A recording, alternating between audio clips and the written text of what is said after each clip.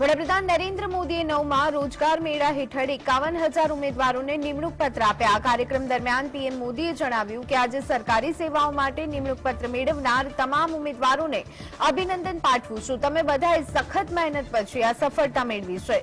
લાખો ઉમેદવારોમાંથી તમારી પસંદગી કરવામાં આવી છે। પીએમ મોદીએ વિડીયો કોન્ફરન્સિંગ દ્વારા આ કાર્યક્રમમાં ભાગ લીધો હતો। આપણા દેશ ઐતિહાસિક નિર્ણયો લેવામાં આવ્યા છે અને આ વાત નવા ભારતમાં અદ્ભુત કાર્યની સાબિતી આપે છે। છેલ્લા 9 વર્ષમાં સરકારે મિશન મોડમાં નીતિને લાગુ કરી છે।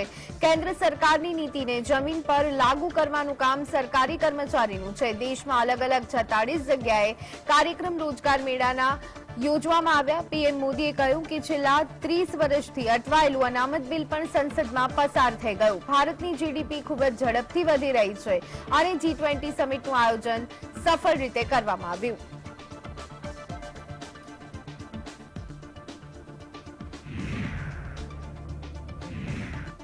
ઘણા રાજ્યોમાં વિધાનસભાની ચૂંટણી આવી રહી છે, તેની સાથે 2024 લોકસભાની ચૂંટણી પણ માથે છે। એવામાં મોદી સરકાર મોટો દાવ રમવા જઈ રહી છે, જે સીધું જ મધ્યમ વર્ગના લોકોને અસર કરશે। ચૂંટણી પહેલા મોદી સરકારે હાઉસિંગ લોન સબસિડી લાવવાની યોજના બનાવી છે।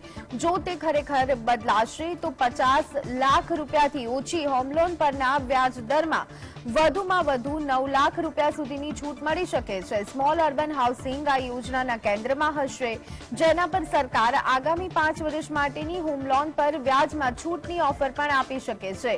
હોમ લોન લેનાર લગભગ 25 લાખ લોકોને આ યોજનાનો લાભ મળવાની સંભાવના છે। મળતી માહિતી પ્રમાણે મોદી સરકાર હાઉસિંગ લોન માટે 60,000 કરોડ ખર્ચ કરવાની તૈયારીમાં છે। સૂત્રો તરફથી મળેલી જાણકારી મુજબ સરકાર તરફથી અપાયેલી છૂટની રકમ લાભાર્થીના હોમ લોન એકાઉન્ટમાં સીધી જમા કરવામાં આવશે। હજુ આ મામલે મંત્રીમંડળની મંજૂરી મળવાની બાકી છે।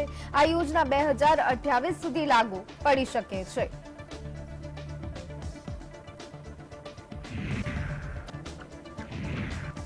તો ભારત અને કેનેડા વચ્ચે વધતા તણાવની સાથે કેનેડા સરકારે ભારતમાં રહેતા તેમના નાગરિકો માટે ફરી એકવાર ટ્રાવેલ એડવાઇઝરી જારી કરી છે, જેમાં કેનેડાની સરકારે પોતાના દેશના નાગરિકોને સતર્ક રહેવા અને સાવચેતી રાખવા માટે કહ્યું છે।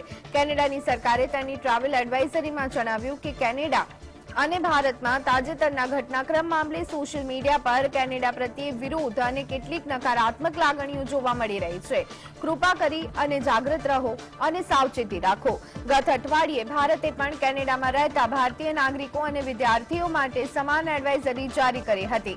ખાલિસ્તાની આતંકવાદી હરદીપસિંહ નિજ્જરની હત્યા પાછળ ભારતનો હાથ હોવાના પીએમ ટ્રુડોના નિવેદન બાદ ભારત અને કેનેડા વચ્ચે તણાવ વધી ગયો છે। ભારત સરકારે પીએમ જસ્ટિન ટ્રુડોના આરોપોને વાહિયાત અને તથ્યપૂર્ણ ગણાવી અને ફગાવી દીધા હતા। ભારત માટે આતંકવાદી મનાતો નિજ્જર 18 જૂને કેનેડામાં તેને ગોળી મારી અને તેની હત્યા નિપજાવવામાં આવી હતી।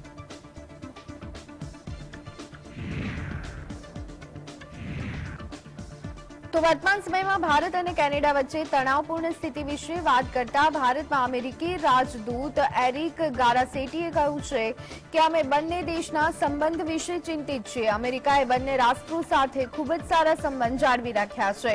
આપણે એવા દેશ છીએ કે જે સાર્વભૌમત્વ, સુરક્ષા અને સંબંધોની સંભાવનાને ખૂબ જ ગંભીરતાથી લે છે। આ વર્ષે ઉનાળામાં રેકોર્ડ સંખ્યામાં સ્ટુડન્ટ વિઝાની પ્રક્રિયા હાથ ધરવામાં આવી। અમને આશા છે કે યુએસમાં અભ્યાસ કરવા આવતા વિદેશી વિદ્યાર્થીઓમાંથી 25% ભારતીય વિદ્યાર્થીઓ છે। અમે ભારતમાં 10 લાખ વિઝા અરજી મેળવવાની ખૂબ જ નજીક છીએ। We care about both countries and we care about their relationship. Our relationship is rock solid with both of them. And I think that all of us need to make sure that we can come together as countries that take seriously sovereignty, take seriously security, and take seriously the potential of our relationship. But as you see here demonstrated, US and India are definitely stronger together. ખાલિસ્તાની આતંકી નિજ્જરની હત્યાને લઈ અને ભારત પર આરોપ લગાવનાર Canada પર શ્રીલંકાએ આકરા પ્રહાર કર્યા। Canada Bharat વચ્ચે ચાલી રહેલા વિવાદની વચ્ચે શ્રીલંકાના વિદેશ મંત્રીએ કહ્યું કે કેટલાક આતંકવાદીઓને કેનેડામાં સુરક્ષિત આશ્રય મળી રહ્યો છે। શ્રીલંકાના વિદેશ મંત્રી અલી સાબરીએ કહ્યું કે કેનેડિયન પ્રધાનમંત્રીની પાસે કોઈપણ પુરાવા વગર આક્ષેપો કરવાની આ જ રીત છે। કેનેડાના પીએમ ટ્રુડોએ શ્રીલંકા વિશે પણ આવી જ પાયાવિહોણી વાત કરી હતી અને કહ્યું હતું કે શ્રીલંકામાં ભયંકર નરસંહાર ફેરફાર થયો હતો, જે સંપૂર્ણ રીતે ખોટી વાત હતી. ભારત અને કેનેડાએ પાયાવિહોણા આક્ષેપ કર્યા બાદ હવે ચારેય બાજુથી ઘેરાઈ ગયું છે. પહેલા અમેરિકા, ઓસ્ટ્રેલિયા જેવા દેશોએ ભારતને સમર્થન આપ્યા બાદ હવે પાડોશી દેશ શ્રીલંકાએ પણ ભારતને સમર્થન આપી દીધું છે.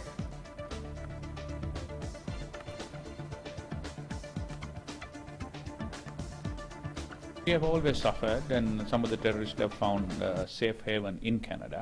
Canadian Prime Minister has this way of just coming out with some outrageous allegations without any supporting proof. The same thing they did for Sri Lanka, a terrible, total lie about saying that Sri Lanka had a genocide. Everybody knows there was no genocide in our country. And I saw yesterday he had gone and given a rousing welcome to somebody who have associated with the Nazis in the past on the Second World War. So this is questionable. Telangana વિધાન પરિષદના સભ્ય અને BRS પાર્ટીના નેતા કે કવિતાએ જણાવ્યું કે તેમની પાર્ટી દ્વારા વિધાન પરિષદની બેઠક માટે પ્રસ્તાવિત કરવામાં આવેલા બે નામને રાજ્યપાલે નકારી કાઢ્યા છે. રાજ્યપાલનો આ નિર્ણય ભારતના સંઘીય માળખાનું સ્પષ્ટ ઉલ્લંઘન છે.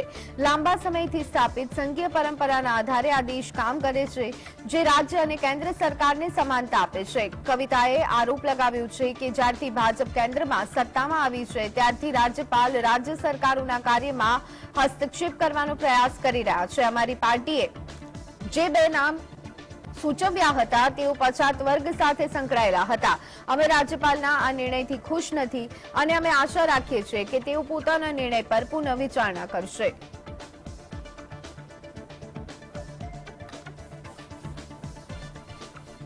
Rejecting the two names that were proposed by the BRS government for the MLC seats is nothing but a clear violation of the federal spirit of this nation. This nation is a federal nation. It works on federal traditions that were established long time back, and that kind of gives a bonhomie between state and central government.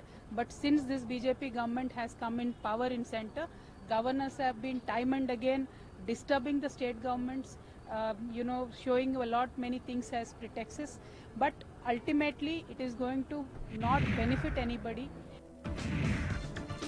રાષ્ટ્રીય સ્વયંસેવક સંઘના સરસંઘચાલક doctor Mohan ભાગવતે મુસ્લિમોને લઈ અને મોટું નિવેદન આપ્યું અને ભારપૂર્વક કહ્યું કે મુસ્લિમો અમારાથી અલગ નથી, તેઓ પણ અમારા જ છે. આ દેશ જેટલો અમારો છે એટલું જ તેમનો પણ છે. રાષ્ટ્રીય સ્વયંસેવક સંઘ સમગ્ર સમાજને સંગઠિત કરવા માંગે છે. સંઘ માટે કોઈ જ પારકું નથી. લખનૌમાં અવધ ખાતે 4 દિવસના રોકાણ દરમિયાન તેમણે એક બેઠકમાં ઘણા મુદ્દાઓ પર ભાવિ વ્યૂહરચના તૈયાર કરી હતી. લોકસભા ચૂંટણીને ધ્યાનમાં રાખી અને સંઘ પ્રમુખની આ મુલાકાત ઘણી મહત્વપૂર્ણ સાબિત થશે. તેમણે ભાજપને લવ જેહાદ અને ધર્મ પરિવર્તન સહિતના વિવિધ મુદ્દાઓ પર વધુ ગંભીરતાથી કામ કરવાની સલાહ આપી છે. આ મુલાકાતના અંતિમ દિવસે નિરાલા નગરમાં સરસ્વતી કુંજ ખાતે પ્રબુદ્ધ નાગરિકો સાથે બેઠક યોજી હતી, જેમાં તેમણે મુસ્લિમોને લઈ અને મોટું નિવેદન આપતા સંઘ માટે કોઈ પારકું નથી તેમ કહ્યું હતું.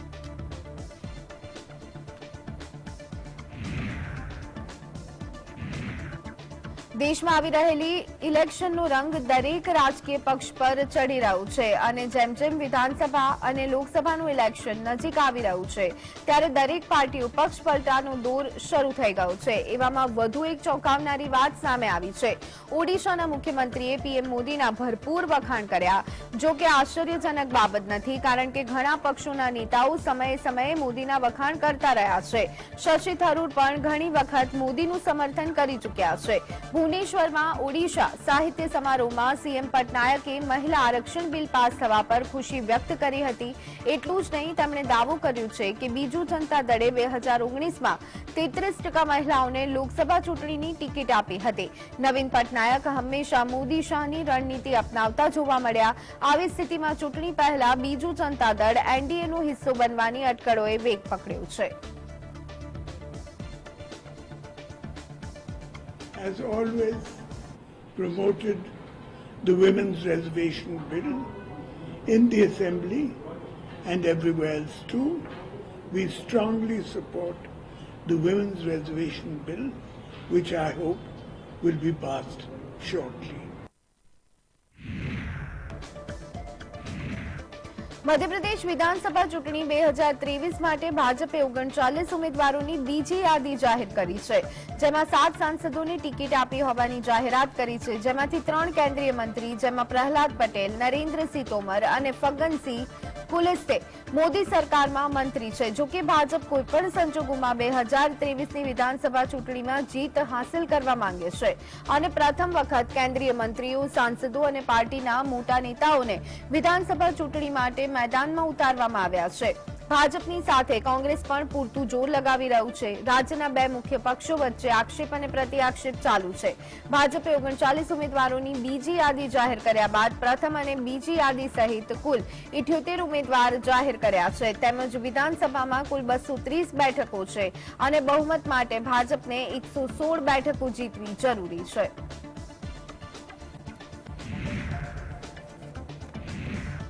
આરબીઆઈએ સરકારી ક્ષેત્રની પણ મોટી બેંકોને 3.92 કરોડનો દંડ ફટકાર્યો છે. આરબીઆઈએ ભારતીય સ્ટેટ બેંક સહિત ઇન્ડિયન બેંક અને પંજાબ એન્ડ સિંધ બેંકને મોનિટરી પેનલ્ટી ફટકારી છે. એકાઉન્ટ ખોલવામાં કેવાયસીના નિયમોનું તેમજ એન્ટી મની લોન્ડરિંગ મામલે નિયમોનું ઉલ્લંઘન કરવા બદલ આ ત્રણેય બેંકોને દંડ ફટકારાયો છે. એસબીઆઈએ પેનલ્ટી લોન અને એડવાન્સ અંગે સેન્ટ્રલ બેંકની ગાઈડલાઈનનું પાલન કર્યું ન હતું, જેના કારણે એસબીઆઈને 1.30 કરોડનો દંડ ફટકારવામાં આવ્યો છે. નિયમનકાર બેંકે તેને મળેલા અધિકારીઓ હેઠળ આ દંડ ફટકાર્યો છે. આરબીઆઈએ 31 માર્ચ 2021ના રોજ બેંકની ફિનાન્શિયલ સ્થિતિ અંગે તપાસ કરી હતી, જેમાં રિસ્ક અસેસમેન્ટ રિપોર્ટમાં ઘણી ખામીઓ સામે આવી હતી. ત્યારબાદ બેંકને નોટિસ ફટકારાઈ હતી. દરમિયાન આરબીઆઈની નોટિસનો બેંકે જવાબ આપ્યા બાદ પર્સનલ હિયરિંગમાં ઓરલ સબમિશન બાદ બેંક દ્વારા વધુ માહિતી અપાઈ હતી. જોકે જવાબ અસંતોષકારક હોવાના કારણે તેને પેનલ્ટી ફટકારવામાં આવી છે, જ્યારે ઇન્ડિયન બેંકને 1.62 કરોડ રૂપિયાની પેનલ્ટી ફટકારાઈ છે. ઇન્ડિયન બેંકે કેવાયસી ડિરેક્શનનું પાલન કર્યું નથી તેમજ ડિપોઝિટ મામલે આરબીઆઈનું ગાઈડલાઈનનું ઉલ્લંઘન કર્યું હોવાનું સામે આવ્યા બાદ આ દંડ ફટકારાયો છે, જ્યારે પંજાબ અને સિંધ બેંકને 1 કરોડનો દંડ ફટકારાયો છે. બેંકે depositor educational and awareness fund scheme મામલે બેન્કિંગ રેગ્યુલેશન એક્ટના નિયમોનું ઉલ્લંઘન કરતા કાર્યવાહી કરવામાં આવી.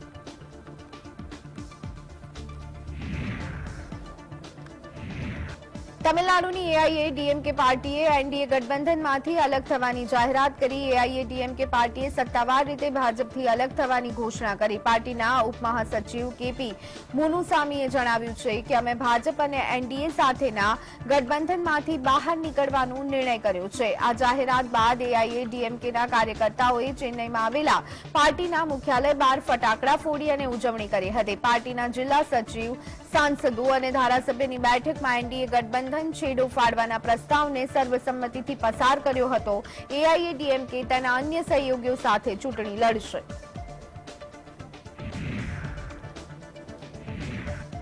યુપીના મુઝફ્ફરનગરની એક શાળામાં બાળકને અન્ય બાળકોએ થપ્પડ મારવાની ઘટનાને સુપ્રીમ કોર્ટે ગંભીરતાથી લીધી. જસ્ટિસ અભય એસ ઓક અને પંકજ મિથિલનીની ખંડપીઠે કહ્યું છે કે ધર્મના નામે બાળક સાથે આવું થવું એ ખૂબ જ ખરાબ વાત છે.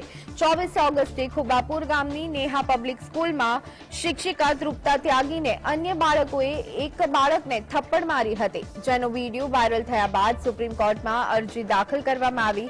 તેમજ કોર્ટે યુપી સરકારને સમગ્ર કેસમાં તપાસ પર દેખરેખ રાખવા માટે આઈપીએસ અધિકારીની નિમણૂક કરવા માટે પણ જણાવ્યું હતું.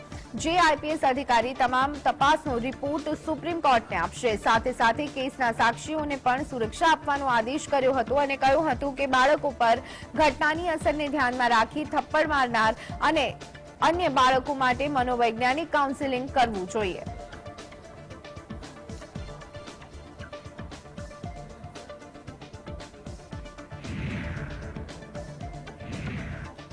કેન્દ્રીય પેટ્રોલિયમ મંત્રી હરદીપસિંહ પુરીએ દેશમાં ગ્રીન હાઇડ્રોજન ઉત્પાદન અને તેના ઉપયોગને પ્રોત્સાહન આપવા માટે મંત્રાલયની પહેલ હેઠળ દિલ્હીમાં પ્રથમ ગ્રીન હાઇડ્રોજન ફ્યુઅલ સેલ બસ લોન્ચ કરવામાં આવી હતી. તેમણે કહ્યું કે હાઇડ્રોજન એ ભવિષ્યનું બળતણ છે, જે ભારતને ડિકાર્બોનાઇઝેશન લક્ષ્યોને હાંસલ કરવા અને સ્વચ્છ ઉર્જાની વધતી માંગને પહોંચી વળવામાં મદદરૂપ સાબિત થશે. સરકાર ટૂંક સમયમાં દિલ્હી એનસીઆરના આસપાસના ક્ષેત્રમાં 15થી વધુ ફ્યુઅલ સેલ બસ ચલાવવાની યોજના ધરાવે છે. વર્ષ 2050 સુધીમાં હાઇડ્રોજનની વૈશ્વિક માંગ 4 થી 7 ગણી વધી અને 500 થી 800 મિલિયન ટન થવાની શક્યતા છે. પેટ્રોલિયમ મંત્રાલય હેઠળના પીએસયુ વર્ષ 2030 સુધીમાં લગભગ 1 MMTPA ગ્રીન હાઇડ્રોજનનું ઉત્પાદન કરી શકશે. This natural advantage, and you've got the manufacture of electrolyzers here. So I think this is a game changer. वो तो हमेशा कहते आ रहे हैं, but होता क्या इन चीजों में somebody has to step up and produce the first manifestation of something that runs on green hydrogen. These buses, और ये 15 ले आएंगे दिसंबर तक. तो मैं आप सबको बधाई देना चाहता हूँ. एक तरफ metro is carrying 1 crore passengers a day, and the future of our transport will be on green hydrogen. તો ભારતીય વાયુસેનાની તાકાતમાં વધારો થયો છે. C-295 ટ્રાન્સપોર્ટ એરક્રાફ્ટને ઔપચારિક રીતે વાયુસેનામાં સામેલ કરવામાં આવ્યું. સંરક્ષણ મંત્રી રાજનાથસિંહે ગાઝિયાબાદના હિડન એરબેઝ પર એક સમારોહમાં વિમાન વાયુસેનાને સોંપ્યું. આ સાથે જ રાજનાથસિંહે ભારત ડ્રોન શક્તિ 2023નું ઉદઘાટન કર્યું. આ પ્લેન સ્પેનથી 6,854 કિલોમીટરનું અંતર કાપી 20 સપ્ટેમ્બરે વડોદરા પાછું પહોંચ્યું હતું. આ પછી એરક્રાફ્ટને વડોદરાથી ઉડાન ભરી અને હિન્ડન એરબેઝ પર લાવવામાં આવ્યું. આ એરક્રાફ્ટથી કહી શકાય કે એની સૌથી ખાસ વાત એ છે કે એરક્રાફ્ટ 1 કિલોમીટરથી ઓછા રનવે પરથી ટેક ઓફ કરી શકે છે, જ્યારે લેન્ડિંગ માટે તેને માત્ર 420 મીટર રનવેની જરૂર પડે છે. આનો અર્થ એ છે કે વાયુસેના આ એરક્રાફ્ટનો ઉપયોગ કરી અને દુર્ગમ પહાડી વિસ્તારો અને ટાપુ ક્ષેત્રમાં પણ સીધા જ સૈનિકોને ઉતારી શકે છે. Yes, so the induction is the proof that when Spain is engaged with one date, we deliver the plane in this case in this date. So we have another program, very important program for the Navy, thinking that the Indian government is thinking about how to proceed, and we presented our offer. So this is the proof that when we engage in one date, we deliver the plane, and I hope all the products in time. So this is the first thing. વડાપ્રધાન મોદીએ દાવો કર્યો છે કે કોંગ્રેસ પાર્ટીએ પોતાના વિનાશનો contract બીજાને આપી દીધો છે. હવે કોંગ્રેસ તેના નેતાઓ દ્વારા ચલાવવામાં આવી રહી નથી અને એક કંપની બની ગઈ છે. તેના સ્લોગનથી લઈ અને તેની પોલિસી બધું જ આઉટસોર્સિંગ થાય છે. તેનો કોન્ટ્રાક્ટ અર્બન નક્સલવાદીઓ પાસે છે.